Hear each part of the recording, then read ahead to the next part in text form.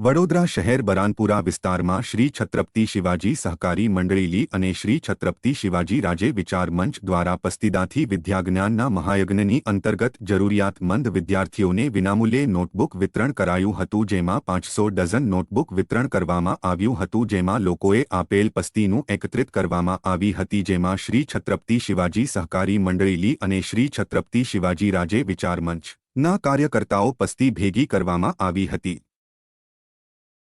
પસ્તી ભેગી કરીને પસ્તીમાંથી આવેલ ફાળામાંથી આજે 500 ડઝન ચોપડાનું વિતરણ કરવામાં આવ્યું હતું। આ કાર્યક્રમમાં શ્રી છત્રપતિ શિવાજી સહકારી મંડળી અને શ્રી છત્રપતિ શિવાજી રાજે વિચાર મંચના કાર્યકર્તાઓ સાથે શિવાજી સહકારી મંડળી અધ્યક્ષ ગૌરવ પાવળેની ઉપસ્થિતિમાં ચોપડા વિતરણ કરવામાં આવ્યા હતા।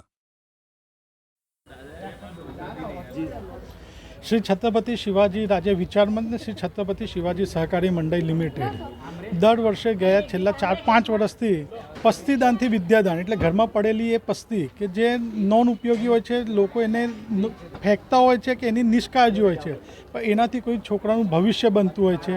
ए पस्ती अमे भेगी करीए छीए ने एनो वेचीने जे रूपिया आवे छे एनामां अमे छोकराओने अमे लोका ચોપડાનું વિતરણ કરતા હોય છે। વિષય એક જ છે કે અમે કે જે વિદ્યાર્થીઓના પરિવારની આર્થિક પરિસ્થિતિ ઘણી ગંભીર હોય છે તેવા બાળકોને અમે લોકો આ ચોપડા આપતા હોઈએ છીએ અને છોકરાઓ આગળ ભણીને આપણા રાષ્ટ્રનું અને આપણા શહેરનું નામ ઉજ્જવળ કરે અને ભણીને એક સારો સંસ્કારી છોકરો અને એક આદર્શ બને અને એક આઇડલ બને એવી પ્રેરણાથી આ કામ અમે કરીએ છીએ। અને આ કામ કરવા માટે અમારા દરેક કાર્યકર્તાઓ ઘણી મહેનત કરતા હોય છે। ભર ઉનાળામાં કોઈનો કોલ આવે તો એમના ત્યાં જઈને ભર ઉનાળામાં જઈને પસ્તી લાવતા હોય છે।